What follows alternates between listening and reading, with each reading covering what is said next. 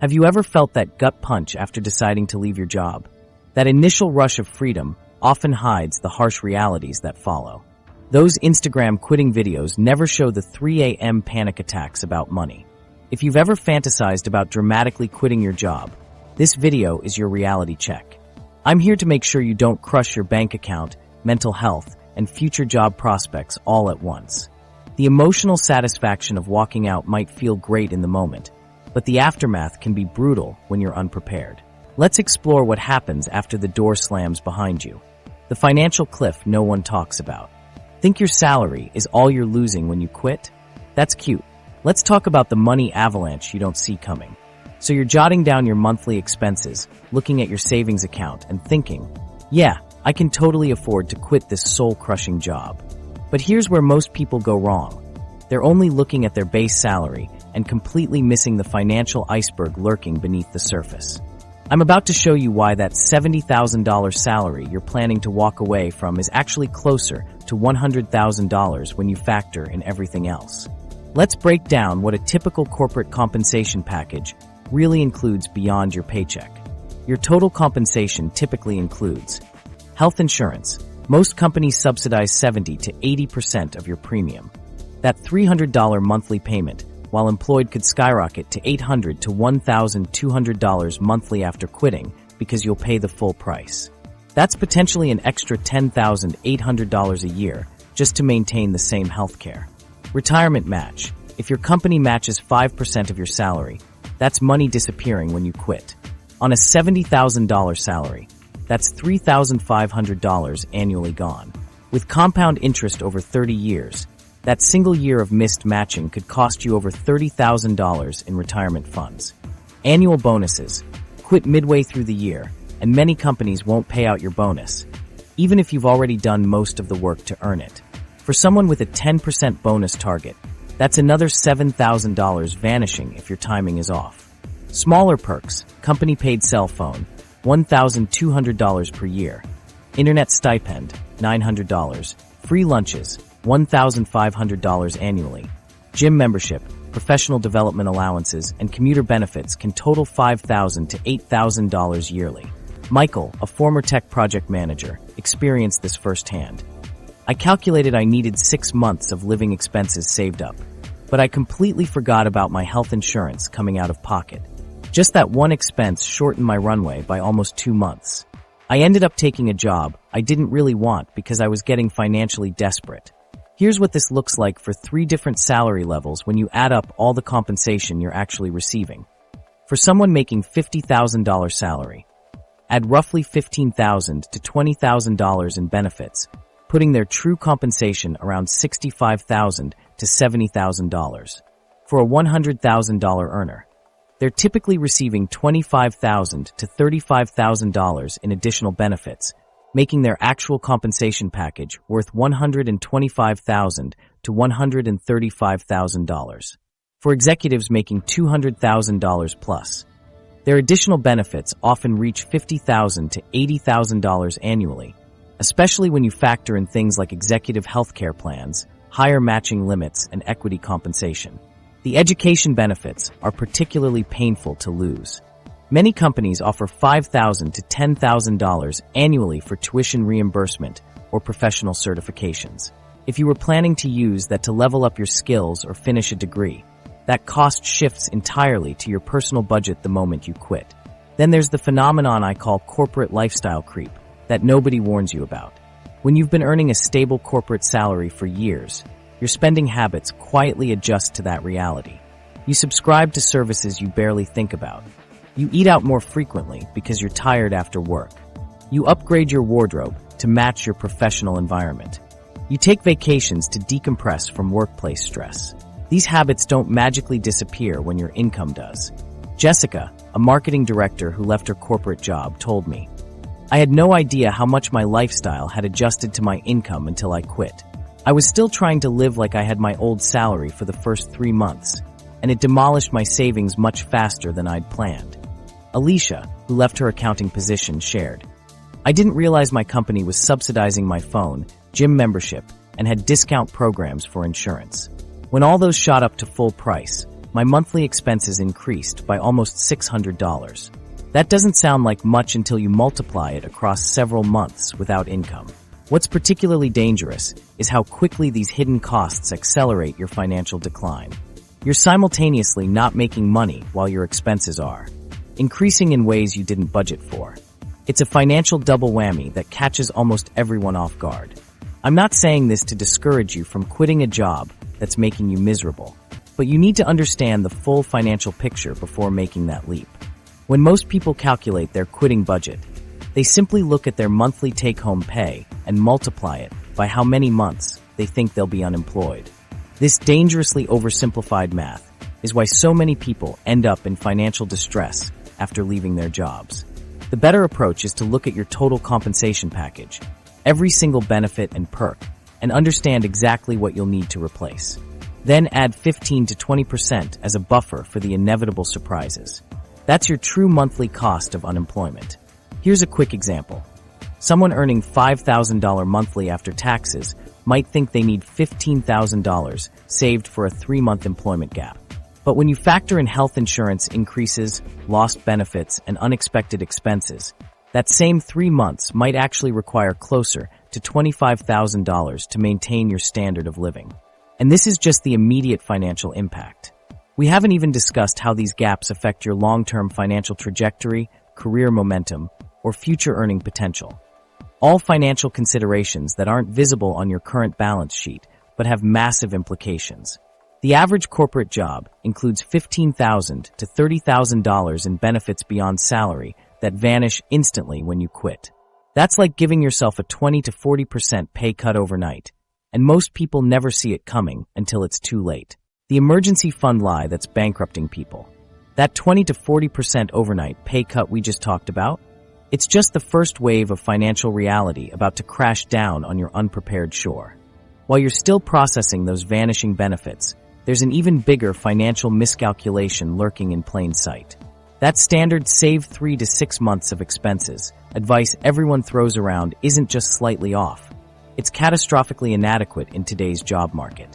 Today's job market tells a completely different story than when the 3 to 6 month rule was created.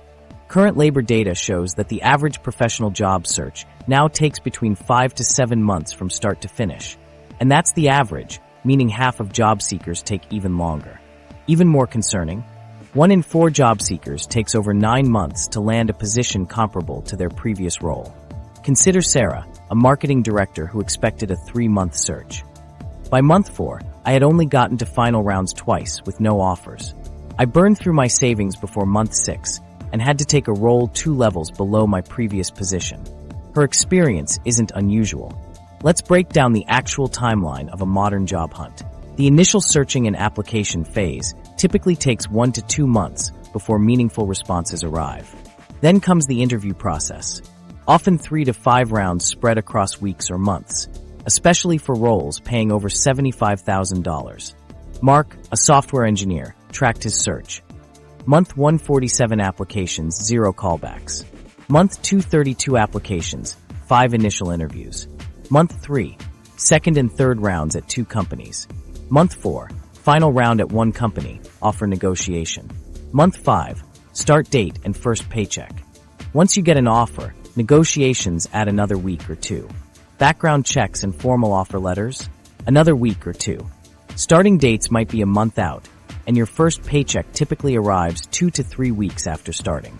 All told, that's 6 to 8 months minimum from the day you begin job hunting to receiving your first full paycheck. And that assumes everything goes according to plan.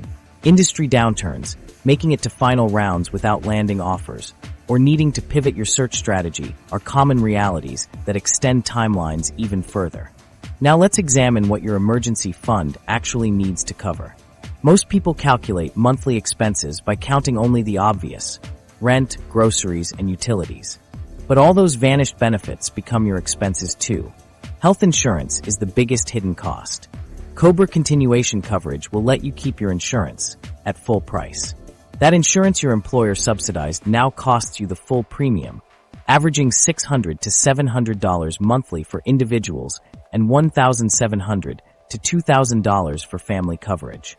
The Affordable Care Act marketplace isn't necessarily cheaper, especially if your previous year's income makes you ineligible for subsidies.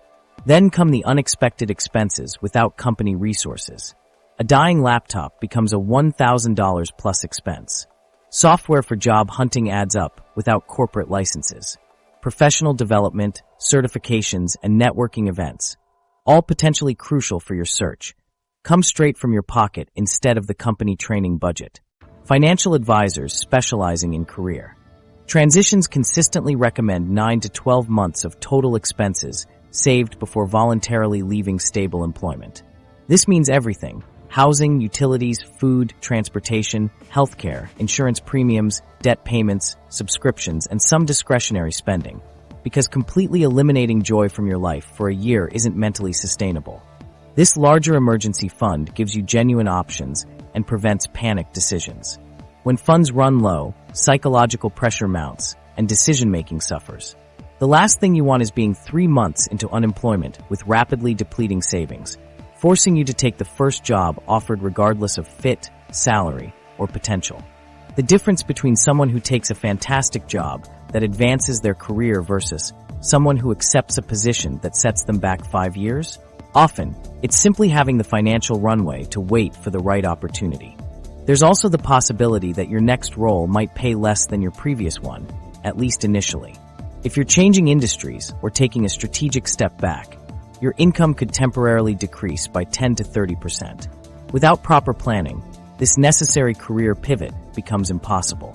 Finding a new job is itself a full-time job. Financial pressure interferes with your ability to present your best self in interviews.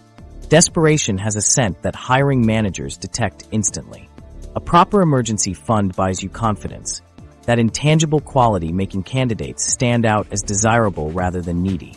In real numbers, if your monthly take-home pay is $5,000 and core living expenses are $4,000, you're looking at needing $45,000 to $60,000 saved to safely navigate a career transition. That's 2 to 3 times more than standard advice suggests. Is that number shocking? It should be. The financial system isn't designed for easy transitions. It's designed to keep you dependent on continuous employment. Understanding this reality isn't about scaring you away from making changes. It's about ensuring you're adequately prepared when you do. The retirement time bomb.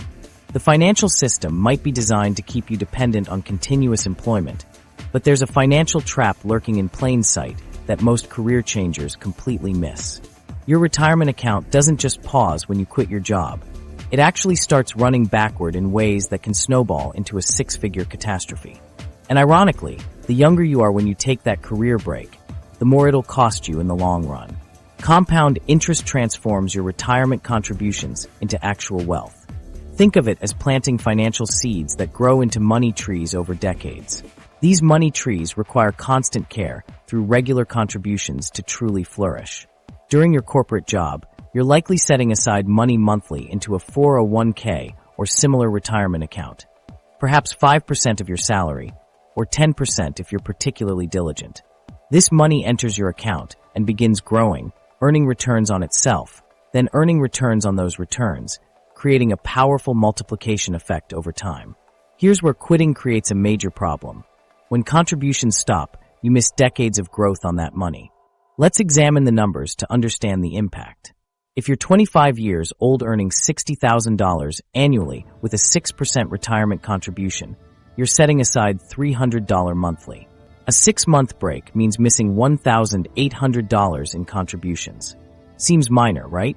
Actually, that $1,800 at age 25, if allowed to grow until age 65 at a 7% average annual return, would have become approximately $19,000. Those 6 months of missed contributions cost your future self $19,000 because compound interest couldn't work its magic.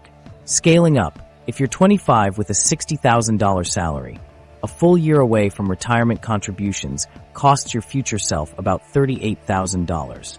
At a $100,000 salary, this jumps to over $60,000. For someone in their 30s, the consequences are still significant. A 35-year-old making $90,000 who takes a 6-month break loses around $25,000 in future retirement money. Moving to someone in their 40s, while the impact appears less dramatic due to reduced compounding time, this is actually a critical period for maximizing contributions. A 45-year-old earning $120,000 who takes a 6-month break still forfeits about $20,000 in future retirement value. Additionally, employer matching contributions amplify this retirement time bomb. Many employers match a percentage of your contributions, often 50% of your first 6%. This is free money that disappears when you quit. On a $60,000 salary, that's $1,800 annually in free money that vanishes, money that would have grown through compound interest for decades. For our 25-year-old example, that 6-month employment gap costs $19,000 in future retirement money from missed personal contributions, plus another $9,500 from the missed employer match. The total retirement impact approaches $30,000 from just 6 months of not working. The situation worsens when people face financial pressure during unemployment and tap into existing retirement savings. Taking early withdrawals combines several financial penalties.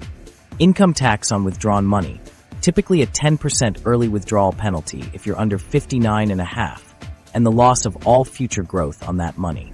A $10,000 withdrawal might yield only $6,500 after taxes and penalties. Consider two identical scenarios. Steady Sally and Break Barry both start working at age 25, making $60,000 with 3% annual raises. Both contribute 6% to their 401k with a 3% employer match and earn an average 7% annual return. The difference? At age 30, Barry takes a 6-month break between jobs, halting contributions during that time. Sally continues working and contributing without interruption. By age 65, Sally accumulates approximately $1.4 million in her retirement account. Barry has about $1.32 million, a difference of $80,000 from a single 6-month break. If Barry withdrew $10,000 during that break, his retirement balance drops to around $1.24 million, creating a $160,000 difference. This example assumes Barry found a comparable job after 6 months. If finding that next job takes longer or requires accepting a pay cut, the retirement gap widens further. Here's how to minimize retirement damage during job transitions. First, line up your next job before quitting to eliminate the gap entirely. Second, maximize contributions before leaving. Consider temporarily increasing your contribution percentage in the months before your planned exit. Third, if your new employer has a waiting period before retirement plan eligibility, open an IRA to continue making contributions during the gap. Fourth, if your spouse or partner is employed, see if they can temporarily increase their retirement contributions during your employment gap. Finally, when you secure your next job, make catch-up contributions by temporarily increasing your contribution percentage to offset the missed period. Remember, what seems like a brief career pause actually triggers a retirement time bomb that can explode decades later. The financial impact compounds silently but relentlessly. Every month away from retirement contributions doesn't just cost you the contribution amount. It costs you the entire future growth potential of that money, creating a financial crater that widens with time. This represents the opposite of building healthy financial habits and demonstrates why protecting your retirement continuity deserves serious consideration in any career change. The professional expiration date. Those retirement strategies can save your financial future, but what about the career you're returning to? Here's something that keeps recruiters up at night, but rarely gets mentioned in Quit Your Job pep talks. Your professional market value has an expiration date that starts counting down the second you leave. And unlike that carton of milk in your fridge that clearly tells you when it's going bad, your skills don't come with a visible expiration stamp. But trust me, they're spoiling faster than you think. Let me introduce you to the concept of skill decay. It's like professional muscle atrophy. Just as unused muscles weaken over time, your professional capabilities start to deteriorate when they're not being actively used and challenged. In today's lightning-fast market, this happens way quicker than most people realize. Your skills are like a battery that slowly drains when not recharged through regular use. And just like a neglected battery, they'll eventually fail to power your career. What makes this situation particularly dangerous is the perception gap. The difference between your actual abilities and how employers perceive them. This gap widens rapidly during career breaks, often making your market value decline faster than your actual skills. A study from the Society for Human Resource Management found that hiring managers in tech fields start questioning a candidate's relevance after just 3 to 6 months of unemployment. 3 months. That's barely enough time to take a decent vacation and figure out your next move. One Silicon Valley recruiter I spoke with put it bluntly. In tech, if you've been out for 6 months, we assume you're at least 2 product cycles behind. That's like dog years in our industry. Skill decay rates vary dramatically across industries. Technology. Software developers face the steepest decline, with skills beginning to look dated after just 3 months and potentially obsolete after 6 to 9 months. One front-end developer told me, "I took a 7-month break, and when I came back, the JavaScript framework I specialized in was already considered legacy by many companies." Digital marketing. Professionals have a 6 to 12-month window before knowledge of platforms, algorithms, and strategies starts raising eyebrows. Social media managers face even tighter timelines. Platforms can completely overhaul their algorithms in weeks. Healthcare. Clinical skills remain relevant for 12 to 18 months, though specialties involving rapidly evolving treatments or technologies face faster depreciation. Finance and accounting generally have a 12 to 24-month grace period before skills start looking questionable, though this shortens dramatically during periods of regulatory change. Education, human resources, and project management. After about 18 to 24 months away, your perceived value typically drops by 15 to 20% compared to someone with continuous experience. The stories from people who've experienced this perception gap are eye-opening. James, a UX designer who took a 9-month career break, explained, "My design thinking hadn't changed. My creativity hadn't diminished. But every interview started with skeptical questions about whether I was up to date with the latest design systems. I had to work twice as hard to prove I wasn't professionally stale." This happens because of recency bias, a cognitive shortcut where people give greater weight to recent events. In hiring, this translates to a strong preference for currently working candidates.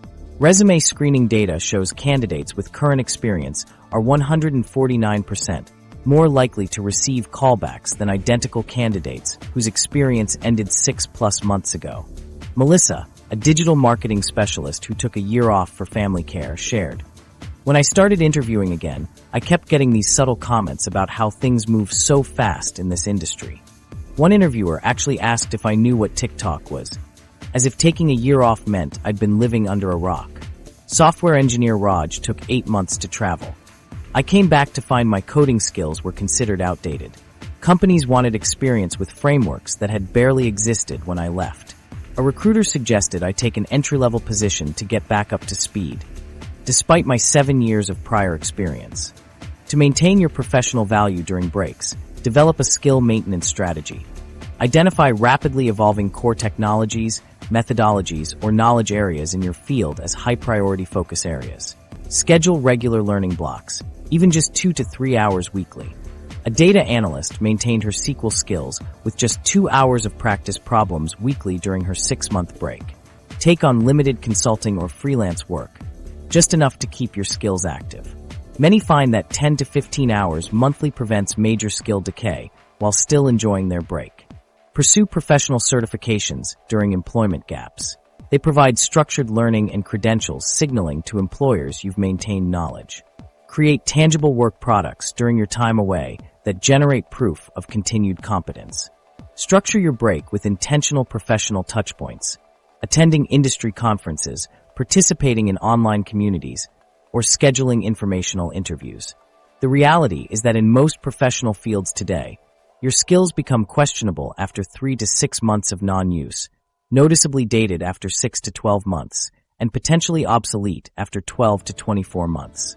Technical fields experience decay most rapidly, while relationship-based roles have slightly longer shelf lives.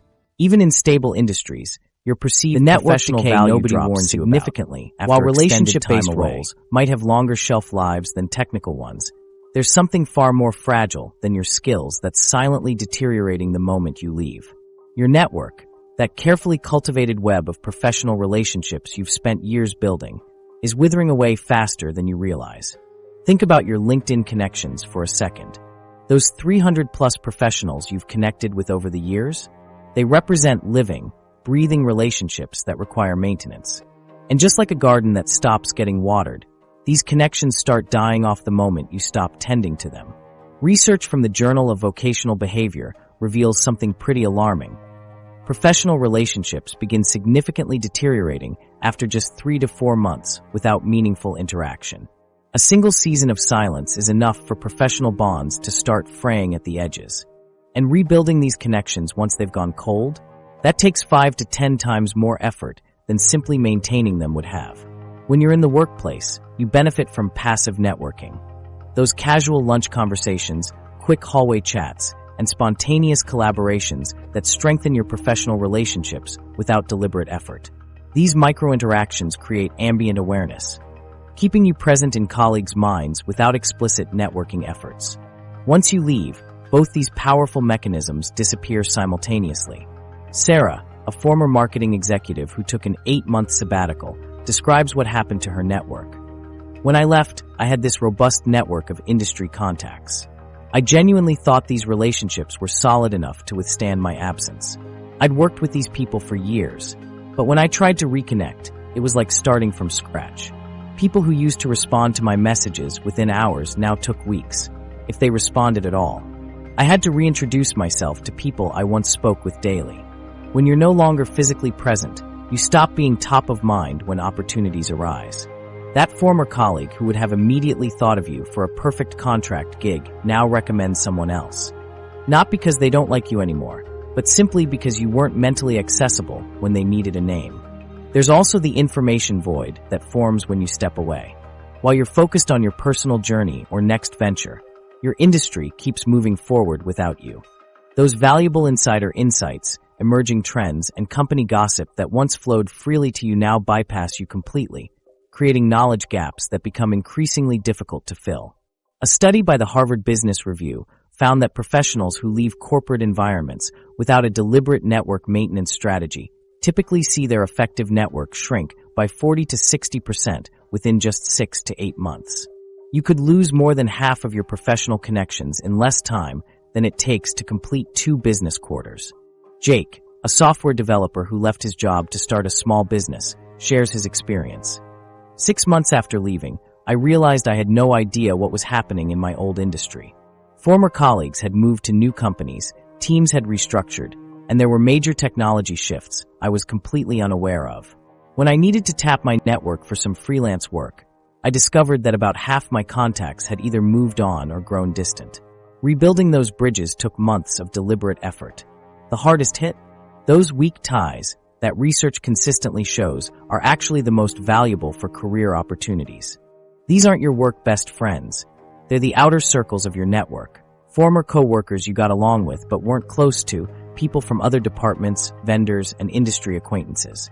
These connections often lead to the most unexpected opportunities precisely because they operate in different circles than you do. And they're the first relationships to evaporate when you step away. So what can you actually do about this? First, recognize that maintaining your network during career transitions requires deliberate, consistent effort. It won't happen passively. The pros who successfully preserve their professional ecosystems during employment gaps typically commit to 3 to 5 networking activities every single week, including sending personalized check-in messages to former colleagues, set calendar reminders for regular touchpoints with key contacts, sharing relevant industry articles with thoughtful comments, create a share-worthy content folder to quickly find valuable resources. Participating in industry online communities and forums, schedule 20 minutes twice weekly for focused engagement. Attending virtual or in-person industry events, commit to at least 1 monthly, even when motivation is low. Offering help or resources to contacts without expecting immediate returns. Keep a running list of contacts' current projects to spot assistance opportunities. Nicole, a project manager who successfully transitioned careers after a 7-month break, attributes her smooth re-entry to her networking discipline. I created a literal spreadsheet of my most valuable contacts and scheduled regular check-ins. Every Monday, I'd identify 5 to 7 people to connect with that week. The key was making these interactions genuine. I'd reference specific work they were doing, share resources tailored to their interests, or make introductions they'd find valuable. Another effective strategy is the value-first approach. Instead of reaching out when you need something, consistently offer value to your network. This positions you as a valuable node in the network rather than someone who only appears when they need something. Digital presence becomes particularly crucial during employment gaps. Being active on professional platforms keeps you visible to your network even when you're not physically present in workplaces. Many successful career transitioners commit to a regular posting schedule, even just once a week, to maintain visibility. The most strategic networkers also create relationship bridges before leaving their jobs. This involves deliberately transforming workplace relationships into personal connections by establishing alternative contexts for the relationship. Getting to know colleagues outside work settings creates relationships that can more easily survive workplace departures. For those considering extended career breaks, the network maintenance budget is a concept worth embracing. Just as you budget money for your time away, budget time and energy for network maintenance. This typically requires 2 to 4 hours weekly, a small investment considering the potential return. The identity crisis that breaks people. Beyond maintaining your professional network, there's an invisible cost to quitting that hits harder than financial setbacks, the collapse of your personal identity. That business card in your wallet functions as your identity anchor for years. When it disappears, many professionals experience a psychological freefall that lasts months longer than anticipated. We spend roughly a third of our adult lives at work. That's approximately 90,000 hours over a lifetime, making our careers one of the most significant components of how we see ourselves. Dr. Patricia Robertson, an organizational psychologist, explains this phenomenon. For many professionals, especially those in demanding corporate environments, work becomes who they are. When that role suddenly disappears, it creates a vacuum in their sense of self that can be profoundly disorienting. This identity crisis hits hardest in social situations. Imagine being at a dinner party when someone inevitably asks, "So, what do you do?" In our career-oriented society, this question typically comes within the first 5 minutes of meeting someone new. When you're employed, the answer rolls off your tongue effortlessly. But when you've left your job, that simple question becomes surprisingly complicated. Do you define yourself by what you used to do? Do you awkwardly explain your between opportunities? Or do you fumble through an explanation of your transition? Research from the Journal of Vocational Behavior found that 72% of professionals report significant social anxiety in these situations during periods of unemployment or career transition. The discomfort stems from watching people's interest visibly fade when you can't provide a neat occupational label.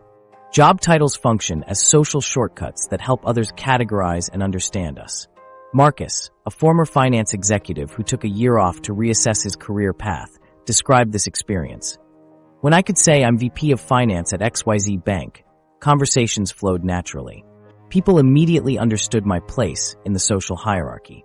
But when I started saying I'm taking some time off to explore new directions, I watched people's eyes glaze over. It was like I'd suddenly become invisible or less interesting." The psychological impact extends beyond social interactions. Work provides structure, purpose, and validation, an anchor in the stormy sea of life. The sudden absence of morning routines, project deadlines, team meetings, and performance feedback creates a psychological void that catches many off guard. Without the built-in purpose that a job provides, even highly motivated individuals can find themselves adrift. To prepare for this identity shift, consider developing meaningful hobbies or volunteer work that can provide alternative sources of fulfillment and connection before leaving your position. These activities serve as secondary anchors when your professional mooring is cut loose. A landmark study in the American Journal of Community Psychology tracked professionals who voluntarily left corporate positions. The results were striking. 65% experienced symptoms of identity distress lasting at least 4 months, with symptoms including increased anxiety, decreased confidence, sleep disturbances, and questioning of core values and purpose. Interestingly, the severity of this distress wasn't correlated with financial security. Even those with substantial savings experienced profound identity disruption. Different personality types navigate this transition with varying degrees of success. Dr. Elizabeth Chun, who specializes in career transitions, categorizes professionals into 3 groups. Role-defined individuals derive most of their identity from their professional title and struggle most with transition. Multifaceted individuals maintain several strong identity pillars beyond work and adapt more easily. Purpose-driven individuals define themselves by their impact rather than their position and can transfer this sense of purpose to new contexts. Introverts and extroverts also experience this transition differently. Extroverts often struggle with the sudden decrease in social interaction and external validation that comes with leaving a workplace. Meanwhile, introverts might adapt better to reduced social demands, but still miss the sense of contribution and competence that work provided. Caroline, formerly a senior marketing director at a Fortune 500 company, shared, "I didn't realize how much of my self-worth was wrapped up in my title until it was gone. I went from managing million-dollar campaigns and a team of 20 to suddenly being nobody. Even though I chose to leave, I felt this crushing loss of status that I wasn't prepared for. It was like grieving a death, the death of my professional self." Creating replacement structures can help fill the void left by work routines. Consistent daily schedules, regular volunteering, skill-building activities, or creative projects that provide new sources of meaning and accomplishment. The timing of when this identity crisis hits varies. Some experience it immediately after leaving, while others enjoy a honeymoon phase of relief before reality sets in. Dr. Robertson notes, "Many professionals experience what we call delayed identity disruption. They initially feel liberated from workplace stresses, but around the 6 to 8 week mark, fundamental questions about purpose and identity surface as the novelty of freedom wears off. This identity crisis doesn't just cause emotional distress. It can actively undermine your job search and future career prospects. When your confidence is shaken and you're questioning your professional value, it becomes exceedingly difficult to project the self-assurance that impresses potential employers. Research shows that candidates displaying signs of identity uncertainty in interviews are 37% less likely to receive job offers than equally qualified candidates who project clear professional identity. Preparing social scripts for explaining your transition can maintain your sense of agency. Instead of "I left my job," try "I'm pursuing new opportunities in field," or "I'm working on specific project or learning goal." Seek communities of others in similar transitions and consider working with a career coach or therapist experienced in professional transitions. These specialists can help you separate your intrinsic worth from your professional achievements. Studies show that professionals who receive psychological support during transitions report 40% lower levels of identity distress and adapt more quickly to their new circumstances. The regret timeline no one admits to. That euphoric rush James felt when he left his attorney job? Turns out it comes with an expiration date that psychology researchers have mapped with surprising precision. While therapy helped him navigate his identity crisis, there's actually a predictable emotional roller coaster that almost everyone experiences after quitting. Understanding this timeline might be the difference between a successful transition and months of regret you never saw coming. Research from the American Psychological Association shows that career transitions follow remarkably consistent emotional patterns. That initial "I'm free" sensation has you dancing out of the office typically for just 2 to 4 weeks before your brain chemistry shifts from celebration to something less comfortable. Dr. Michael Thompson, who's studied career transitions for over 15 years, calls this the honeymoon phase, shorter than most anticipate. People often mistake the initial euphoria for how they'll feel throughout their transition, explains Dr. Thompson. Our research shows this feeling peaks around day 10 to 14 and begins declining steadily afterward, regardless of financial preparedness. The novelty wears off and our brains return to baseline, often with a pendulum swing in the opposite direction. By week 4 to 6, the first wave of doubt typically creeps in. A study tracking 500 professionals who voluntarily left their jobs found that 73% reported their first serious "did I make a mistake?" moment during this period. But what triggers these doubts? Surprisingly, it's rarely catastrophic events, just the sudden absence of structure, purpose, and external validation. Courtney, a former marketing executive, described her experience.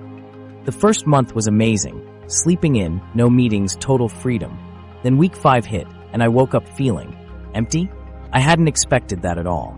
Suddenly my days felt formless, and I started questioning my decision, even though financially I was fine. Nobody had warned me about this emotional dip. Months 2 to 3 bring the reality adjustment phase, where practical aspects of unemployment become apparent: sleep disturbances, changing eating patterns, and heightened financial awareness.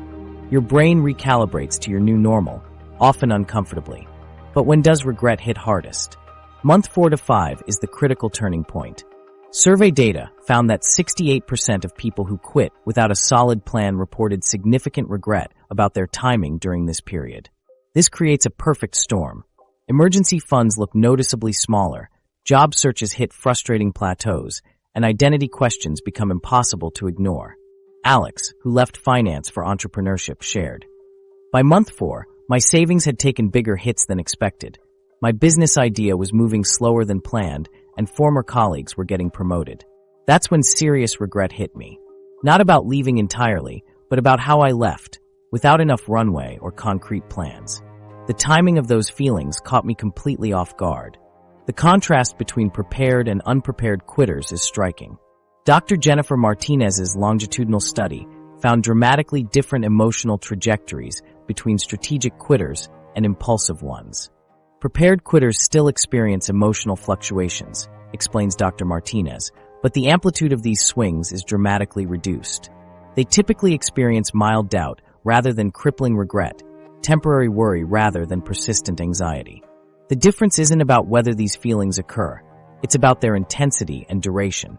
The unprepared group reported peak anxiety levels 300% higher, with regret phases lasting 2 to 3 times longer. This quitter's remorse, persistent doubt, self-blame, and decreased confidence actually impacts future career decisions, making professionals more risk-averse in subsequent moves. The problem extends beyond immediate discomfort, explains career coach Taylor Wilson. Quitter's remorse shapes your future decision-making. I've worked with clients still affected by a chaotic transition from 10 years earlier, choosing security over growth because that previous transition was so painful. Here's the hopeful part: knowledge changes experience. A Stanford study showed that being educated about these emotional phases before experiencing them reduced their intensity by approximately 40%. When you recognize what's coming as normal rather than alarming, your emotional response transforms. It's similar to how we prepare expectant parents for typical challenges of early parenthood, explains psychologist Dr. Rebecca Chin. When you normalize these feelings as right on schedule rather than signs something is wrong, people navigate them with much more resilience. How can you prepare emotionally? First, create a feeling forecast calendar that anticipates these phases.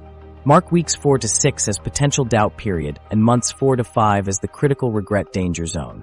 This helps you recognize, oh, this is just month 4 feelings, rather than interpreting them as profound regret. Second, build a transition support team before quitting. Regular conversations with a career coach, therapist, or mentor during these phases reduces negative emotional impacts by up to 65%. Having objective perspective when you're emotionally vulnerable makes an enormous difference. Third, create identity bridges before departing. Establish affiliations, communities, and projects that give you purpose and identity continuity. Joining professional organizations or starting meaningful side projects creates psychological stability when your job title disappears. Finally, implement deliberate mood management during known rough patches. Maintaining regular exercise, social connections, and structured activities during months 2 to 5 significantly reduces negative emotional states, creating stabilizing routines when emotions are most volatile. Emma, who prepared for these emotional phases before leaving her corporate role, shared, "Understanding the timeline completely changed my experience. When doubt hit around week 5, instead of spiraling, I literally thought, right on schedule. It still wasn't fun, but it didn't shake my confidence. By month 4, I had intentionally scheduled extra support meetings and meaningful projects. The feelings still came, but they didn't control me. The strategic exit plan that actually works." Emma's story proves that preparation makes all the difference. But what separates the 78% of quitters who crash and burn from the small group who actually level up their careers? The shocking truth is that successful transitions follow a specific timeline that nobody talks about in those "Quit Your Toxic Job" videos. There's a massive difference between the impulsive quitter who rage submits their resignation after a bad Monday and the strategic exiter who methodically plans their departure for months. The data is crystal clear on this.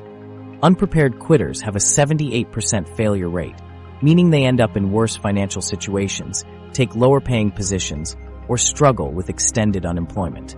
Meanwhile, those who follow a strategic exit framework enjoy an 80% plus success rate, often landing in better positions with higher pay. Let's break down what a real strategic exit plan looks like. First thing you need to know, this isn't a 2-week process. Smart quitters start planning 6 to 12 months before they ever type up that resignation letter. Think of it like planning a mission to Mars rather than a quick trip to the grocery store. You wouldn't blast off to another planet without extensive preparation, right? Yet so many people treat one of life's biggest financial and career decisions like an impulse purchase. The strategic exit timeline has 3 major phases that should overlap. Financial preparation.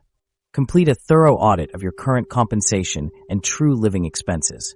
Mark, a former project manager who transitioned to freelance consulting, shared, "The most valuable thing I did was track every single expense for 3 months before making any decisions. The results were honestly shocking. I was spending nearly $800 a month on things I never consciously registered." Research healthcare options 4 to 6 months in advance to get real numbers and avoid cobra shock.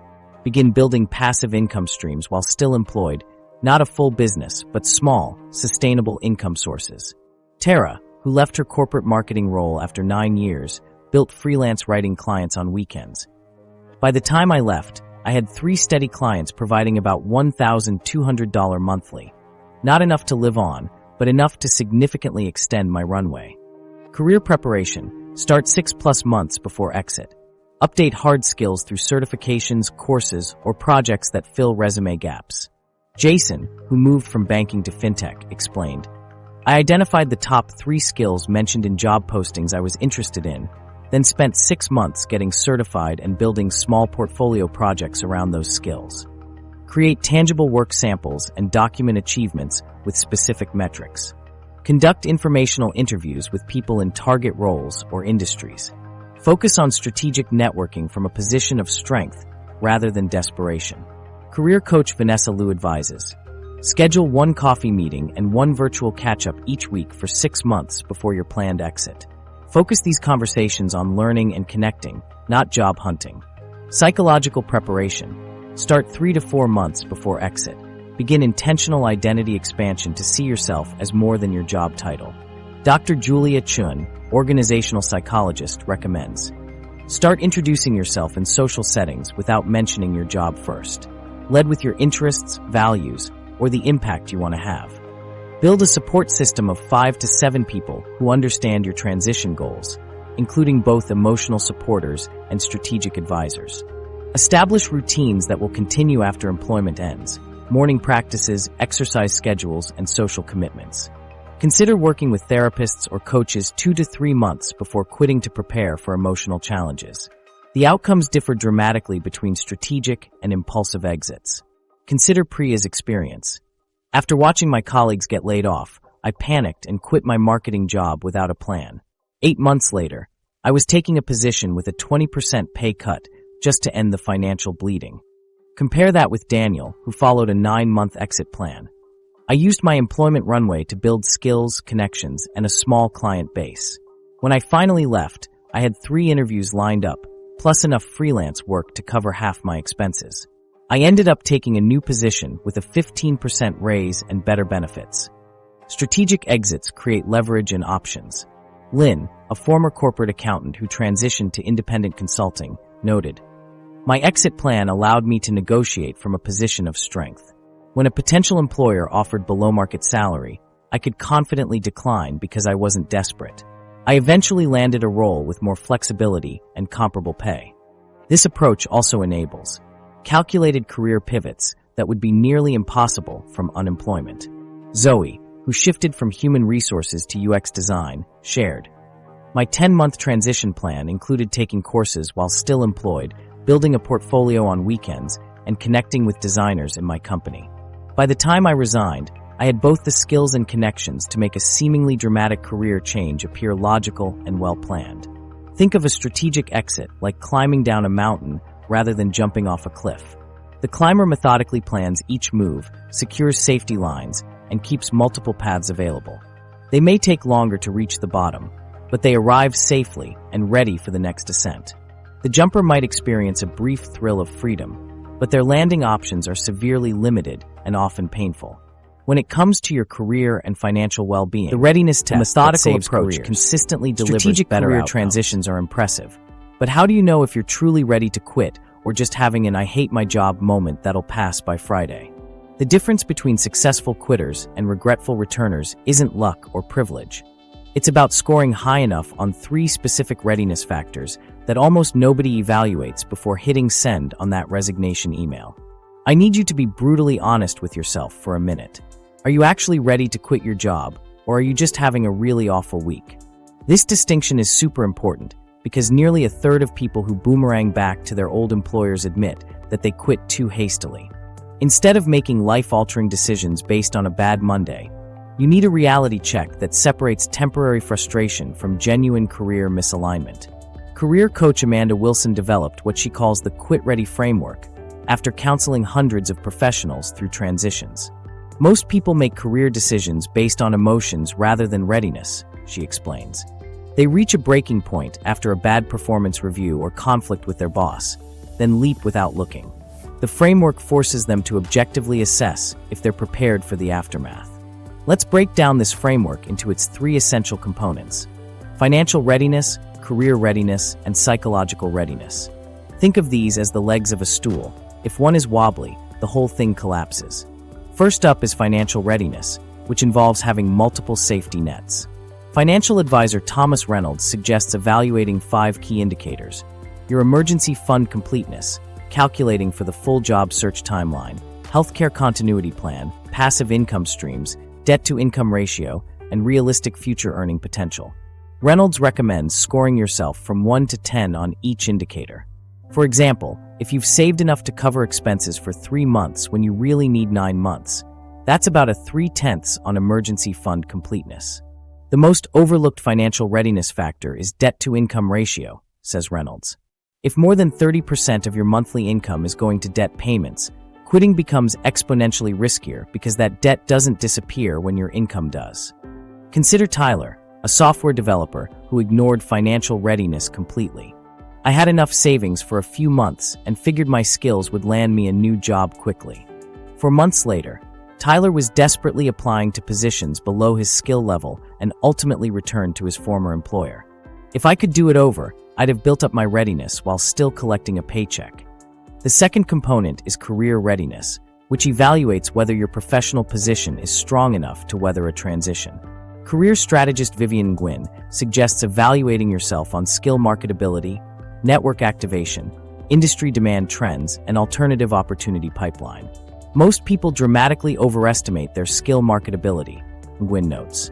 They think, "I'm great at my current job, so I'll be valuable elsewhere," without realizing how company-specific or outdated some of their skills might be. She recommends getting objective feedback through informational interviews and scanning recent job postings to honestly assess if your skills match current market demands. Network activation is equally important. Having 500+ LinkedIn connections means nothing if those people aren't actively engaging with you, explains Gwynn. Before quitting, you should be regularly interacting with at least 20 to 30 key contacts who actually have the power to connect you to opportunities. A study from Yale's School of Management found that professionals who scored in the top quartile of career readiness measures found comparable employment 2.3 times faster than those in the bottom quartile, regardless of industry or seniority level. The third leg of the stool is psychological readiness, the component most people neglect. Dr. James Rodriguez, a psychologist specializing in workplace transitions, emphasizes that psychological preparation is just as important as financial planning.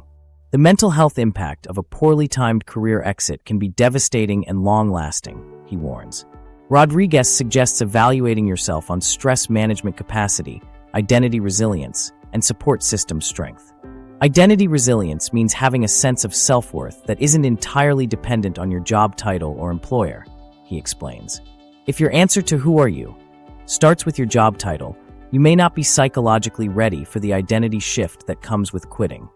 Take Jamie's case, a marketing manager ready to quit after a conflict with her new director. "I was convinced I needed to leave immediately," she recalls. But after taking the assessment, I scored a 48. That was my wake-up call. Jamie spent the next 7 months working on her readiness factors while still employed. When I eventually left, I scored an 82 and landed a better position within 6 weeks. Before you draft that resignation letter, consider how these components work together. Career transition specialist Morgan Chin developed a 100-point scoring system. Financial readiness accounts for 40 points, career readiness for 35 points, and psychological readiness for 25 points, Chin explains. Our research shows that people who score below 60 have about a 70% chance of regretting their timing, while those scoring above 80 have less than a 15% chance of timing regret. Chen's assessment includes 20 specific questions across all 3 categories, and most people are shocked by their scores. People consistently overestimate their readiness by 20 to 30 points, says Chen. They'll walk in thinking they're at 85, only to discover they're at 55. The readiness assessment isn't about talking you out of leaving a toxic situation. Rather, it's about ensuring you transition from a position of strength instead of desperation. As Chin puts it, the right time to quit isn't when you can't take it anymore. It's when you've built enough readiness to succeed afterward. So before you hit send on that resignation email, take the comprehensive readiness test. Be brutally honest about where you stand on all 3 components. If your score is lower than 70, consider staying employed while you methodically improve your readiness factors. Your future self will thank you for the patience. The counterintuitive success secret. That patience while building readiness isn't just smart. It's actually the gateway to discovering the biggest misconception about successful career transitions. Here's the plot twist nobody tells you. The people who navigate career changes most successfully often don't technically quit at all. They've mastered a strategic approach that's totally different from the dramatic, "I quit" moment glorified on social media. After studying thousands of career transitions, researchers have discovered something shocking.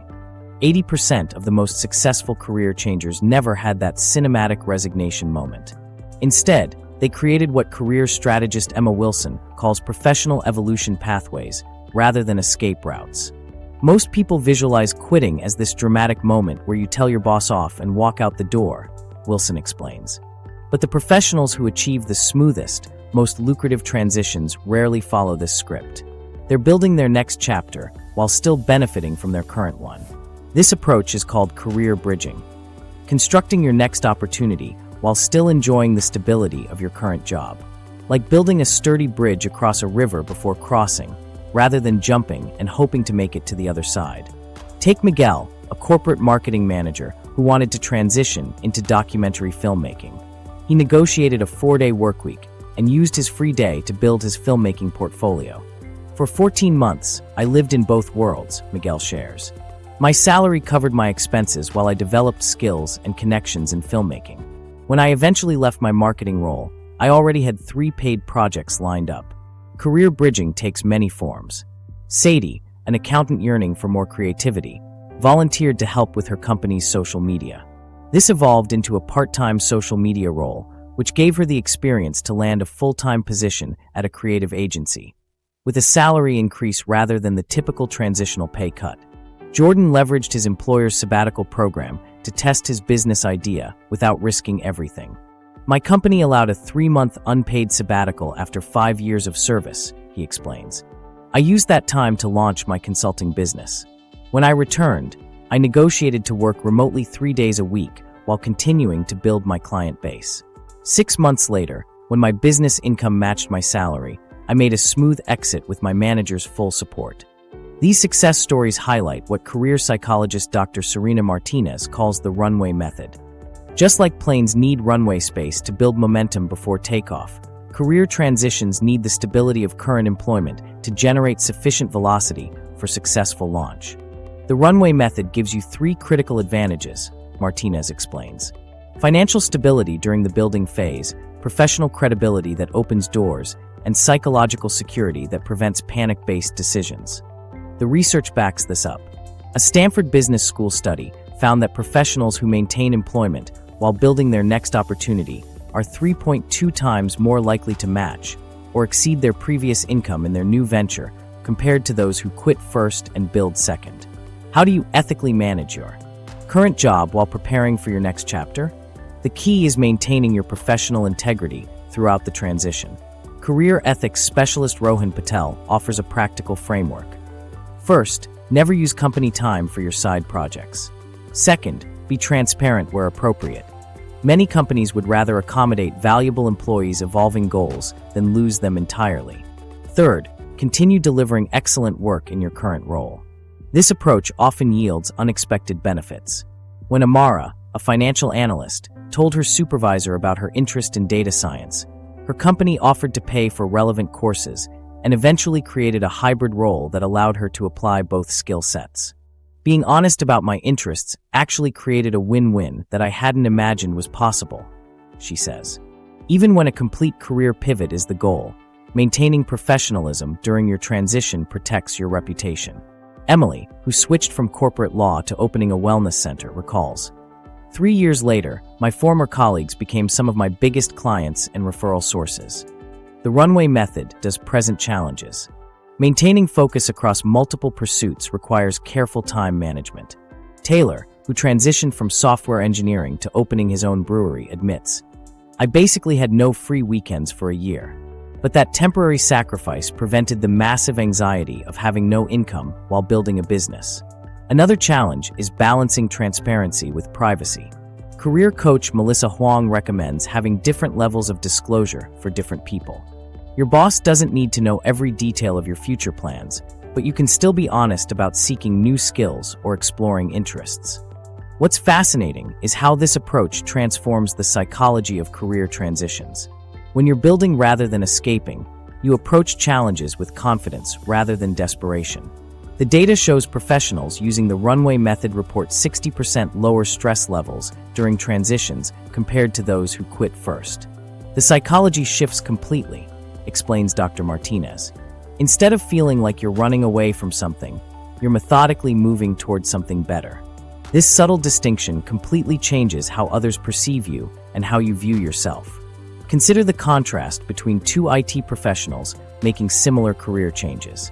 Keisha quit her job to start freelancing, but struggled to find clients while watching her savings dwindle. Meanwhile, James kept his IT job while building a freelance client base on evenings and weekends. After 6 months, when his freelance income reached 75% of his salary, he reduced to part-time work before fully transitioning. The most successful transitions often involve multiple overlapping phases rather than a single leap. Career strategist Wilson recommends a 3-phase approach: exploration while fully employed, implementation with reduced hours, and finally, full transition once the new path is generating sufficient momentum. This method also applies to corporate transitions. Layla wanted to switch industries, but knew a direct leap would likely mean a pay cut.